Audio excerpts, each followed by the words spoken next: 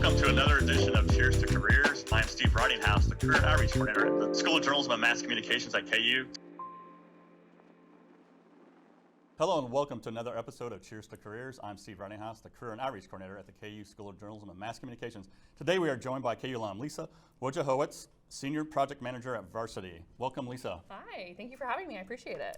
Hey, thanks for making a trip to our studio. I know it's changed a little bit since the last time you were on campus. It's so nice. It's beautiful. Outside looks the exact same. Inside, oh my gosh, where am I? I don't even know. The lecture hall is the same, probably like some other computer labs, but that's about it. It's really nice. So career-wise, what's the last, it's hard to believe you've been out for almost 10 years. Almost a decade. What's the last 10 years been like for you career-wise? So when I was a student at KU, I was originally from Milwaukee, Wisconsin, came over to go to KU. My mom and her sisters live here, so I figured why not take a look? And so I learned about this journalism program, strategic communication, and signed myself right up. And so during my senior year last semester, I applied to probably 50 different jobs. Did I get any of them? Actually, yeah, I got one. And so I had 2 in-person interviews, and the week before finals, I ended up getting a job offer and just popped right over. I worked in an advertising agency called Glenn Devins and was there for almost 8 years. I started in account management and then transitioned into project management right before the pandemic. So it was kind of nice for me because I knew the processes of the projects and the jobs, but I didn't know how to necessarily project manage, and I figured it out remotely. And so I've been doing that now for the past 3 or 4 years, and it's been almost 10 years since I was at KU. And you're with Varsity. It's based out of Harrisburg, Pennsylvania, but you work remotely. That's correct. Yep. And so I work remotely, so onboarding remotely is kind of tricky, but I've been doing it pretty well so far. I started in August and have been there just for almost 2 months now. And so actually tomorrow morning, I got a 6 a.m. flight to go out to Harrisburg and meet my team. So that'll be awesome, and I'm really excited for that. Now, will that be the first time you've met your team? In person, yes. Wow. I met my HR director and Vice President of Client Service earlier in August. I actually hosted a networking event for people who were at Glenn Devins when, unfortunately, that company just shut down. And so I hosted a networking opportunity for people just to kind of mix and mingle. And if you had a black name tag, you had a job. And if you had a color name tag, you didn't have a job yet. So we were able to kind of pair people up and say, you need a copywriter. Okay, let me pair you with this person. So, and then the 2 people from my company were there, and I introduced myself and had a 3-hour interview with them the next day. By choice. It was very fun. It was enjoyable. It was a nice way just to hang out, and a few other people, some former colleagues were there too, and ultimately led me to a job offer. And how big is the team you're going to be meeting with? So for comparison's sake, my last agency, I was running status meetings with about 80 people. Oh, wow. This company now is about 80 people. Okay. So I have about 6 account people, 1 other project manager who I work with directly, and then a small creative team of just 1 art director and 2 copywriters and a creative director. So it's a lot smaller, but our niche is actually senior living communities. Okay. And so at Glenn Devins and then now at Varsity, I do senior living marketing. So for any communities, boomers keep getting up into age and they are ready to move out of their home into a senior living community. So that's where I come in and help I like to call a project manager someone who tells people what to do, when to do it. So we come up with a marketing plan with the account team, they pitch it to the client signs off, and then it's kind of my job to then take all those jobs and make it happen with all of our other team members. So we do a variety of projects like direct mail, websites, emails, things like that. And we were talking a little bit earlier, you've been in this role for a couple months. How's the transition been going so far? It's been good. It's been nice. It's kind of fun because I did senior living for almost 8 years, and then I did financial tech and pharmaceutical advertising, and then now I'm back in senior living, so I know the nomenclature, I know the general types of tactics. It's just knowing client preferences and, oh, this person needs 3 days to review something versus 1 day, or needing a lot more time or less time, or that they don't have any feedback, which is always nice. And project management, is that something you kind of fell into, or did you always have aspirations? Because we don't talk to too many project managers here at the Chase School. Right, yeah. Did I know it existed? No. Did my parents know? No. Did I want to do it? Yeah, after I learned about it. So I was about a year into my job at Glenn Devins at the time, so this was probably 2015, 2016, where I had a new colleague join the team, and then she actually found out she was pregnant. So by the time she was about to go on maternity leave, I was like, hey, what's the plan for your maternity leave? And so she had talked to me, and I was like, what do you do? Like, I worked with her directly all the time on my clients, but I didn't know what her side of the coin was. And so it's, like I said earlier, kind of telling people what to do, when to do it. We don't learn about it in school, and so it's been fun because there's project managers at engineering firms or other professional services, but not necessarily learning about it at the J School. And so I kind of fell into it because I had that client service background. So I realized that I liked working internally with my team members. So versus, I love working with clients. They're fantastic, but I also like seeing the people who I see every day, whether at the time was in office or now remotely. So it's a good way to just kind of have that camaraderie amongst the team and have a good game plan, especially when either a new pitch comes in and we need to figure out how we're gonna sell in $1 million. Right.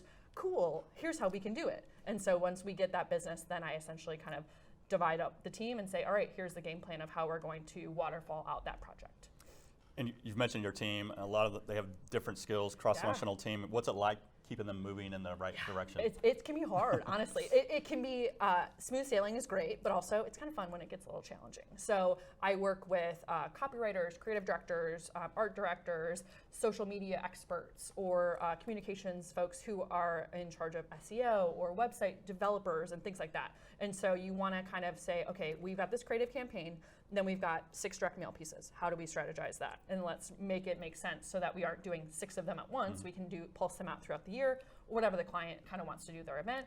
And then, we know we have a new website coming through. Well, you need a brand before you can build a website, or, and kind of have that game plan together. But what I love about the companies, honestly, everywhere that I've worked so far in my career, everyone cares. They want to be there. They enjoy working with one another, which is always nice and a better way to be than kind of frustrated or sitting by yourself. And I'm a social person. I like to chat with people. I like to know them besides, you write copy? No, like they have a family with children and they like to have their cat walk across their screen, as I tend to do with both of my cats.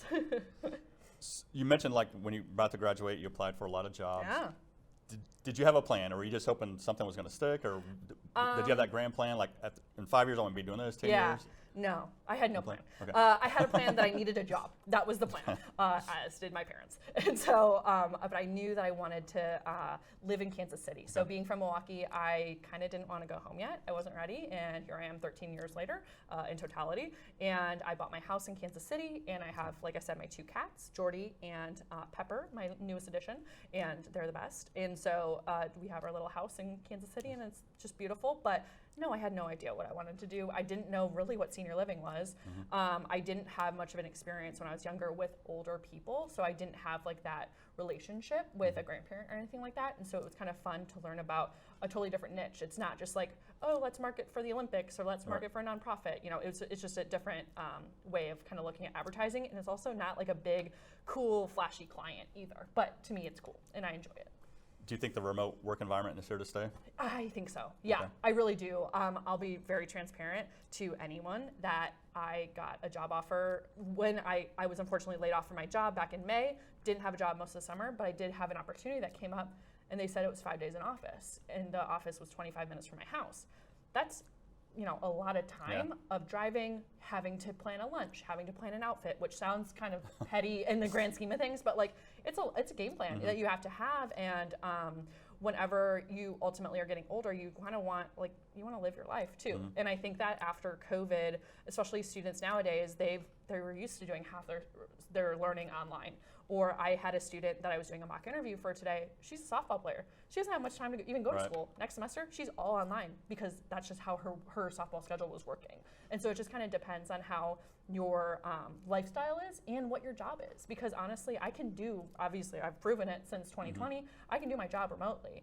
And I have had, my first job was obviously 100% in office, but I had a lifestyle situation where I was actually living in Oklahoma.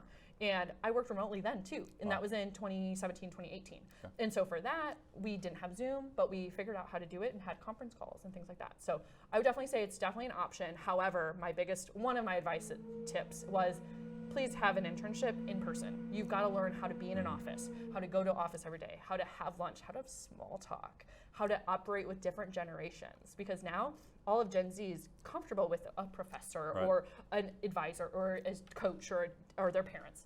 They're different generations, but like once you're in the workplace, you got to work with that person, and they have a different mindset than what you might have.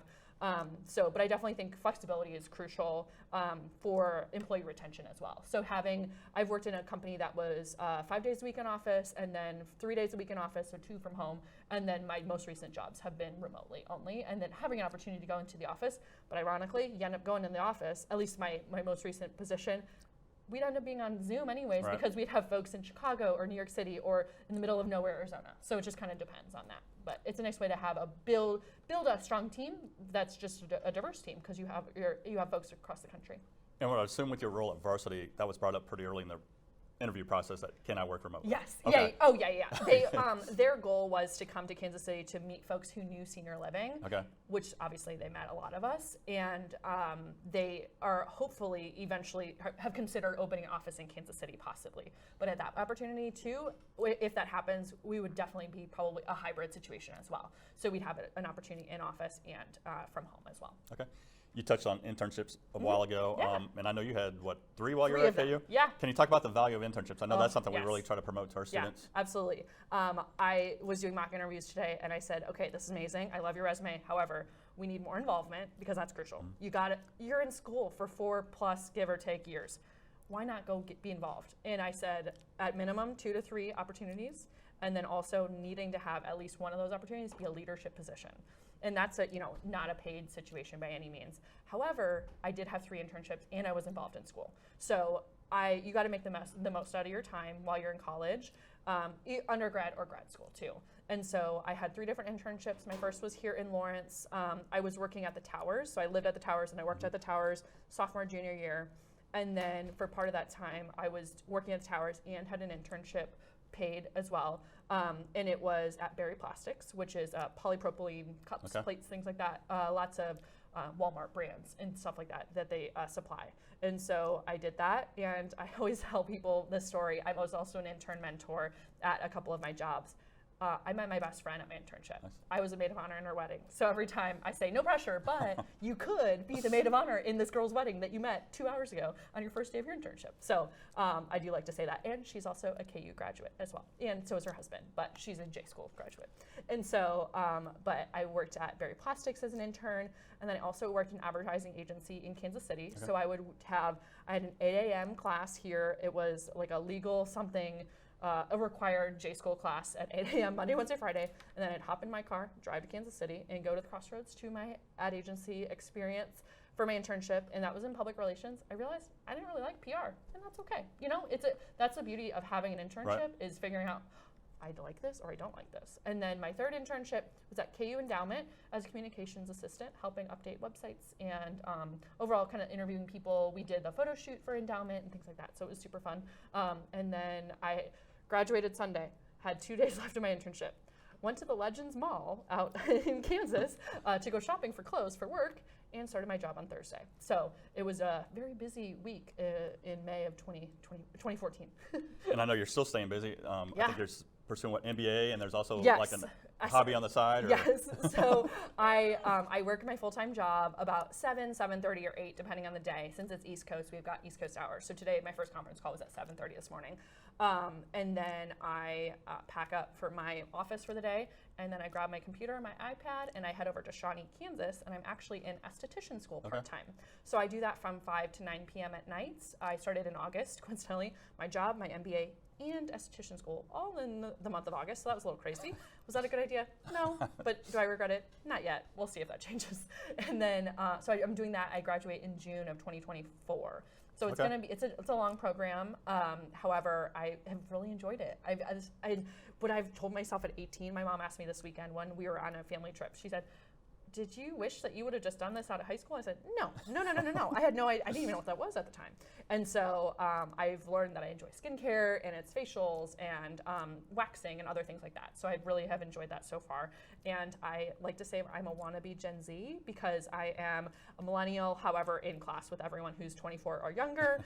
And there's 8 of us, and I am like the millennial mother / cool older sister, I guess, of that group. And then I'm also in my MBA part-time as well. Just online. It's an easy, just one class at a time, as easy as I can make it at least. So it's been good. And you barely missed Gen Z, right? You weren't off Gen Z by 2. Pretty close. Pretty close. 91. Yeah, close enough. So what we always take pride in, like the skills our students develop. What kind of skills Absolutely. have you been able to like sustain from your Yeah. time at KU until Good 10 years question. later? Yeah, I would say time management and communication skills. So time management, it's the only time, okay, I'm being honest, the only time I would skip class was to do homework or to study for tests for other classes. So that was my one thing.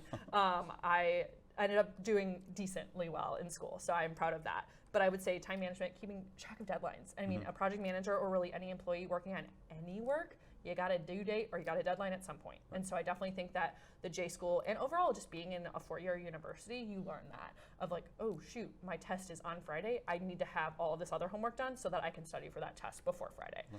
That's my biggest thing. And also communication styles. So whether it's writing an email or working on a press release or social media post or just sending a Slack message to your boss, you know, you have to have a way of formality, but also some conversation in between that. And I think having that professionalism combined with like having your personality shine is really important, at least to me when I'm interviewing someone or being interviewed by someone. Because I have said this a lot to the folks that I interviewed this morning, but interviewing for a job is like dating. You have it's a numbers game, and applying to jobs is also a numbers game too. But sometimes you hit it off with somebody and sometimes you don't. So in an interview, you might think, oh, that person could do this job, but I didn't really care for them personally. Just, you know, sometimes personalities don't mesh, or they do.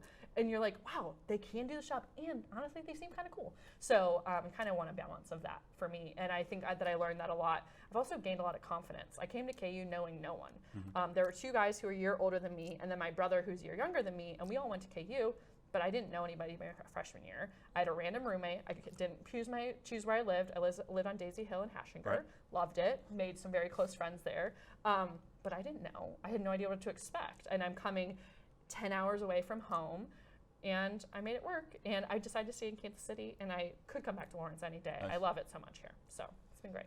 So you've had some great advice. Do you have any special advice to say the soon-to-be grads, anything they should be prepared for? Absolutely. I would say, if you're sophomore or junior, honestly, even a freshman, I hired a girl who I hired as an intern 2 summers ago. She had finished up her sophomore year, but we were hoping to hire only juniors for our internship. I said, no, this girl is too good. We have to hire her as a sophomore going into junior year because she was fantastic. And you got to pick the best candidate for the role. And so I would say apply to as many jobs as possible. It's a numbers game. You got to have the right opportunities at the right time. Use your network, but also build a network. And I think that people who have built-in networks, let's say, for example, a Greek life, there's a built-in network there. Fantastic. Use it. But be genuine in using that network, because I think that people are used to, here's another person I went to school with. Oh, here's another person who is my little or whatever it might be. Be sincere about it and reach out and ask for a favor, but also offer that help in the future when you need that, when you know you have the help and you can help someone else, and kind of lift each other up. And also, I wouldn't necessarily say maybe your first job, but definitely eventually, don't be afraid to negotiate. Try to negotiate, whether it's for an extra day to work from home or some more money or for a bonus. Know that there's a tax difference, so you want to be careful with that. But learn what you can do, and don't be afraid to ask questions. There's no dumb questions, although I don't really love that saying. But like, speak up, know your worth, but also know that people care about you, and also because they want to help each other out too. So, but I also didn't have this personality when I was a freshman. I've gained it over time. So I think that being confident within yourself, being confident within your skills, taking an internship, taking on a leadership position that you don't think you're ready for, try. What are you gonna do? The worst thing, if you ask, they're gonna say no. Okay, great, move on. And then there's always another opportunity next door. No, great advice, Lisa. I love what you said about networking, because I think a lot of times students don't. I'm a student, I don't have a network, but when I advise them too, we talk about, your classmates, your family. They might not be doing what you want to do professionally, but your family's got people that might be in the communications industry, so great advice. Yeah, and I even told all the folks that I interviewed today, and anybody who's listening to this podcast, feel free, connect with people on LinkedIn.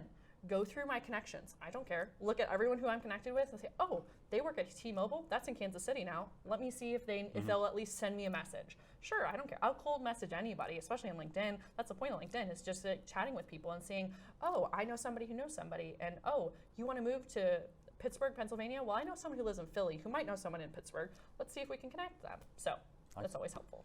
Well, again, I appreciate you taking the time from Kansas City to join us, and have a safe trip to Pennsylvania. And thank you. Cheers to your careers. Thanks, Cheers. Lisa. Thank you.